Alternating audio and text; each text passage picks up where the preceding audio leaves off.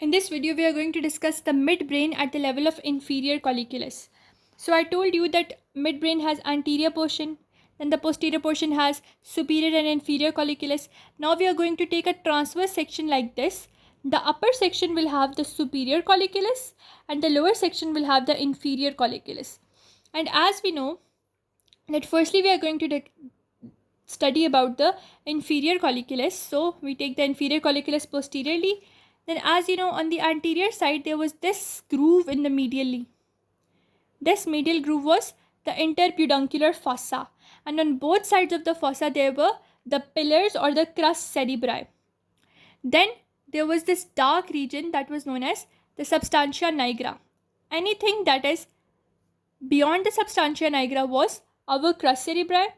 Anything that was between this cerebral aqueduct and the substantia nigra, this was the tegmentum, and anything that was behind the cerebral aqueduct was the tectum. Also, we said that superior colliculus is associated with vision and inferior colliculus is associated with auditory signals. So posteriorly, we have the inferior colliculus. So we can see the inferior colliculus. Then I told you that the inferior colliculus is going to have the sensations that are going to come from one of the lemnisci. And the sensation that are going to go from the inferior colliculus, they are the inferior brachium, and it goes into the medial geniculate body of the thalamus. Medial geniculate body of the thalamus. If you don't know about that, watch my previous video. Then just beyond the substantia nigra, we had this portion which I'm going to divide like this. That is the crus cerebri. We are going to divide it into one medial 1/5 part, the middle 3/5 part, and the lateral 1/5 part. 3, 4, and 5. There are 4 parts completed. This part is going to have corticospinal and corticonuclear fibers. This part, medial part, is going to have frontopontine fibers, and this lateral part is going to have the temporopontine fibers. Also, I told you that just below the inferior colliculus there was this trochlear nerve which is going to emerge. So trochlear nerve emerges in the midline and then it crosses over like this. It has this decussation. Then we are going to see the decussation that is like this, and this decussation is of the medial lemnisci. The medial lemnisci, they are part of the ascending or the DCML system. You can watch that in ascending tracts. Now just lateral to the medial lemniscus decussation, we can see this two portions which are actually our reticular formation. Then just lateral to the reticular formation, we have this portion which is going to have our medial lemniscus, then our spinal lemniscus, then our nucleus of or the trigeminal lemniscus, and then we will have the lateral lemniscus most laterally. So medial lemniscus, spinal lemniscus, the trigeminal lemniscus,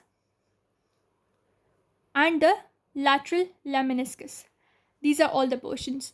Then just below it, or a bit anterior to the trochlear nerve, we will have the medial longitudinal fasciculus, which actually combines the two parts together. This was all we need to know, and this is the inferior colliculus. One major thing, that from the inferior colliculus, the inferior brachium is going to emerge and it is going to innervate the medial geniculate body. This is the general overview and what we can expect at the level of the inferior colliculus. Let's look at its cross section. So inferior colliculus, consisting of large grey nucleus of the grey matter, lies beneath the corresponding surface elevation. So we see the elevation, and I told you that beyond this part, beyond the central canal, this was going to be the tectum. So in the tectum we can see the nuclei or the inferior colliculus, then the cerebral aqueduct, then the trochlear nerve that are going to decussate Then I told you the decussation in the middle, that is the medial lemniscus decussation. Then the reticular formation. Then the substantia nigra. Then the crus cerebri, which has the temporopontine here.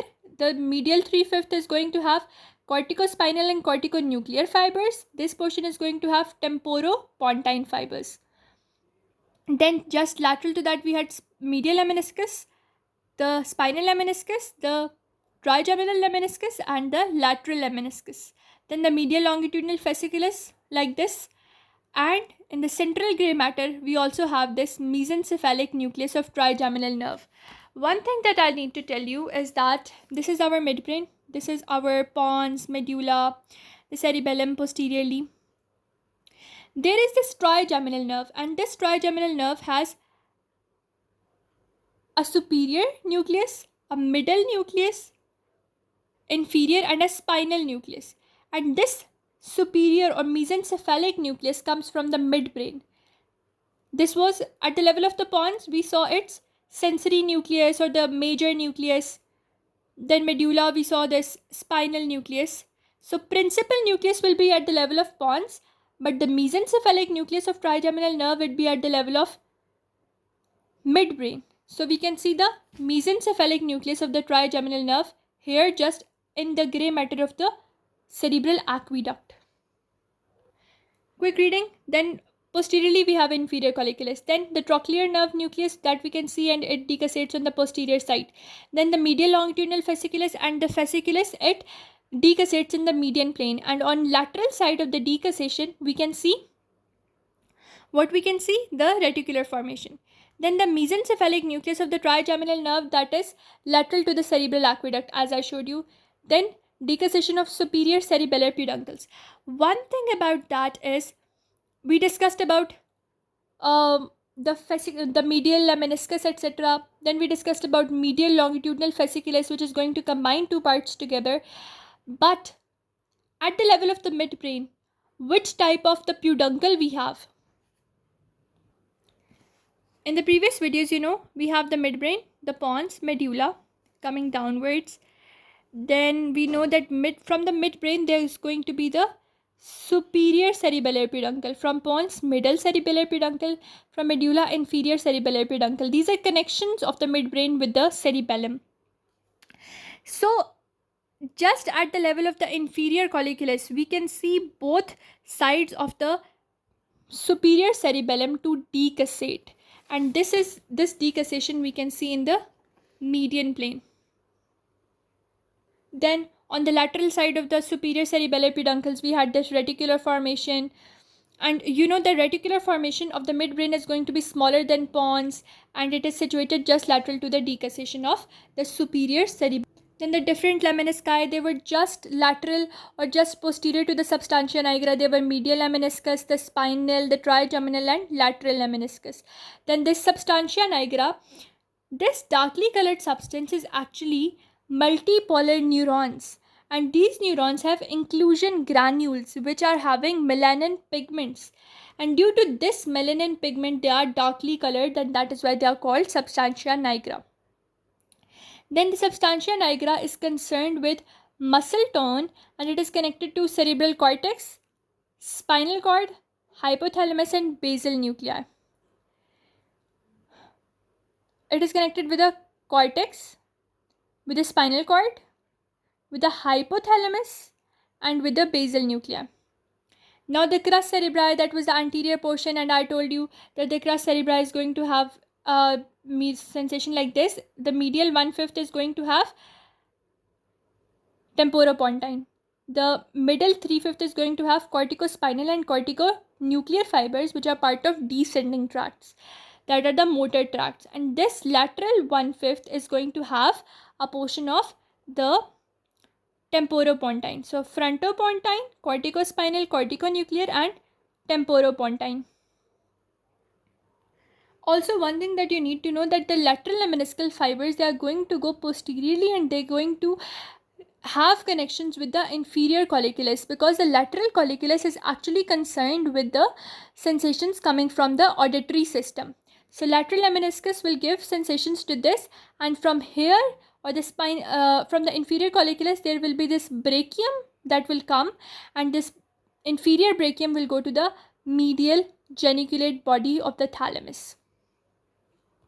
If we look at this radiograph, we can see this was the cerebral aqueduct, and just on the level of the cerebral aqueduct, we can see two nuclei, which are actually the mesencephalic nucleus of the trigeminal nerve. Posteriorly, these are two swellings. What are these swellings? The inferior colliculus. I told you that lateral lemniscal will have a connection with the inferior colliculus inferiorly, and from that there will be connection known as the inferior brachium going to medial geniculate body. And then anteriorly we have medial longitudinal fasciculus, which is going to connect two parts together. Then this region is the superior cerebellar peduncles that are decussating. Then this is the reticular formation. Then this is the level of the lemnisci, the medial lemniscus, spinal, trigeminal, and the lateral lemniscus. And you can see physical connection between this lemniscus and the inferior colliculus. Then this dark area, the substantia nigra. And now we have the frontopontine in the middle, corticospinal and corticonuclear, and the lateral side, the temporopontine fibers. One thing which is not shown here is the trochlear nerve. The trochlear nerve emerges just like this, and it goes and crosses over, and similarly goes and crosses over. So that is one thing that was missing in this radiograph. Now we are done with the level of the midbrain at the inferior colliculus. Next will be the video about transverse section of the midbrain at the level of superior colliculus. Stay tuned.